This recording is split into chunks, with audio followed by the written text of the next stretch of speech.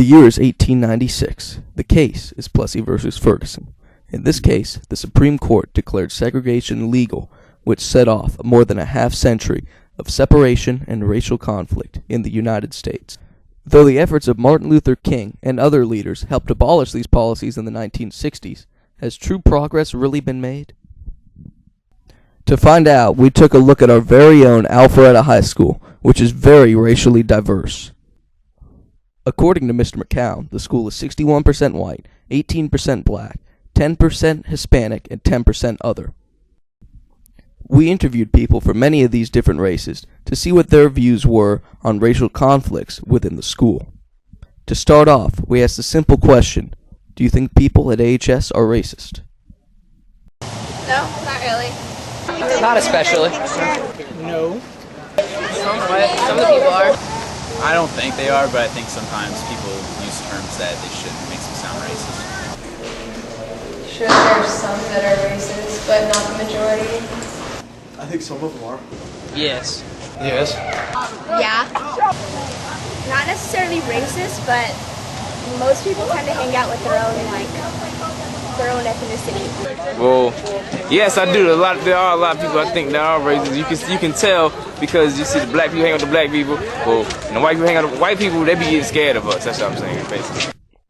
Though the opinions were varied on that first question, some people brought up another interesting point: the subliminal segregation here at Alpharetta. In places such as the hallway or the cafeteria, students seem to separate along racial lines. Though almost nobody disagreed with this generalization, people had different viewpoints on why this occurs. This brought up our second question: why do people separate themselves along racial lines? Because I think they think that it's easier to just get together with people that are the same race because they have something in common, like their race, and they can make fun of other races together, and it's just easier to bond with people that look like you. Ignorance and just not being exposed to other races at an early age because of their parents.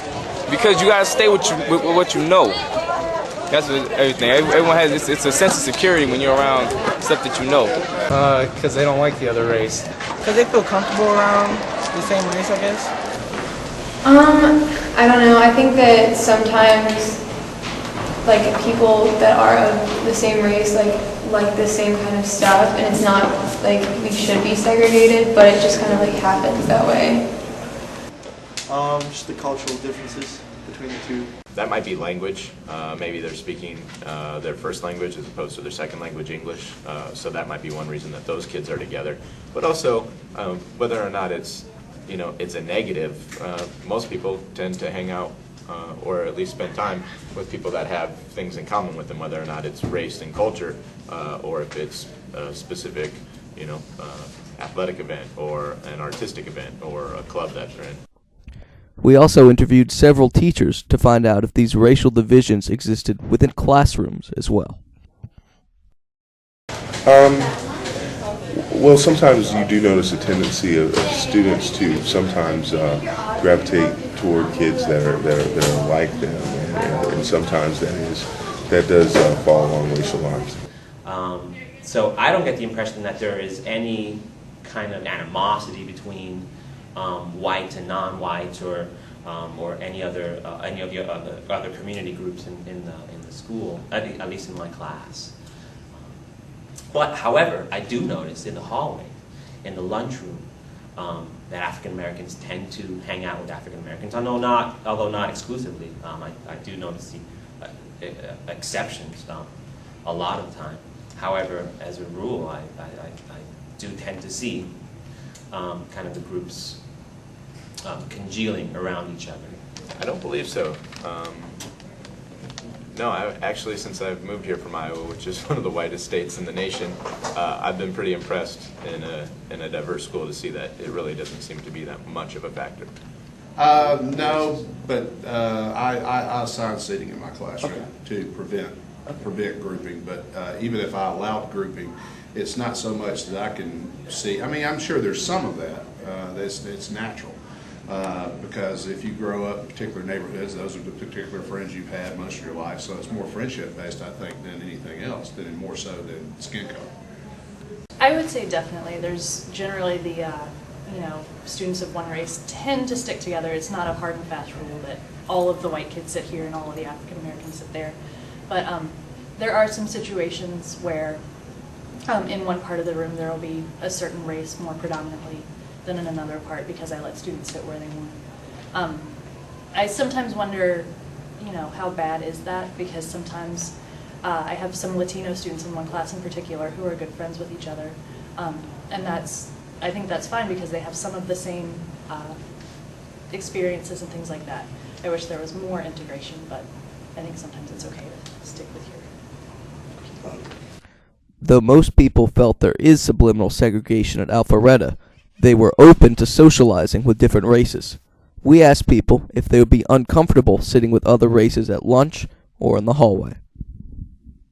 No, not me. I feel a little bit uncomfortable. No. No, I sit with other races. No. We also talked to students and teachers about another important issue, the different levels of educational performance among different races.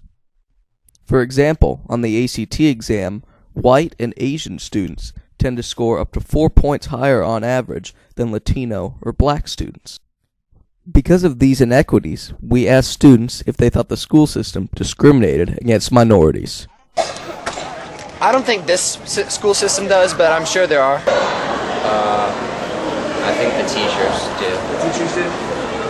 Later. I don't think the school does, but I think there are some teachers that do. Not all the time, but some. To go further on the issue, we asked teachers if the racial makeup was different between on-level and honors or AP classes. I can only speak for the 2 honors courses I teach. I do believe that there are probably, in my classes, there are probably more Caucasian students than there are students of any other kind, but I think probably because we have more Caucasian students in the school.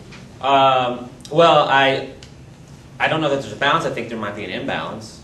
I do see on-level classes every day. I teach U.S. History 11th grade on level, and I see, tag kids the rest of the day. And what I've noticed is that, for example, most of the African American students that I see on a daily basis are in my on-level classes, and there are few in tag. I don't know what the reason behind that is. I can only speak to sort of generalities. I can only make kind of educated guesses, but I have a feeling that the screening process for tag is somewhat biased toward middle to upper middle class, and African Americans tend not to be in the middle or upper middle class, especially in Alpharetta. Is there a racial balance in honors/AP classes and on level classes? For the most part, yes. I was wondering why it's that way. Why there's a balance? There's a balance, yeah. I mean, we tend to have a fair balance here within the school. I think my classes are representative pretty much of the diversity within the school. As only teaching on-level classes, I don't know a whole lot about that. I know when I was in high school myself, there definitely was. I was in the honors and the AP classes, and it was very one sort of person for the most part. At Alpharetta, I don't know. We asked students one final question about racial issues. When is it acceptable to use the N-word? You black people that think it's bad to say, that for white people to say nigger, it's not bad, alright? If we say, alright, it's alright if we say nigga, alright? I don't understand why these people are getting so angry and stuff, and we don't use it in an offensive term. We never use it in an offensive term, alright? I don't understand. I mean, if I come up to some black people and say, you're a nigger, I don't like you, then that's offensive. But I'll go up to them and I'll be like, yo, what up, nigga? There's nothing wrong with that. Well, anyone who says that is going to get jumped, so. What about within the same race? Oh, it's fine. I think that within the culture, a lot of black people tend to use it. Me personally, I don't, because I don't find it necessary. I think that it's hypocritical to use the term, but when someone else uses it, it's a big problem. So I stay clear and don't use it at all. So, overall, we found that while there is still racial tension and separation at Alpharetta, It is a far cry from the blatant racism of years gone past. Most people were willing to accept people of different races or even sit with them at lunch. While there is still a long way to go for true racial equality, it seems that progress is being made.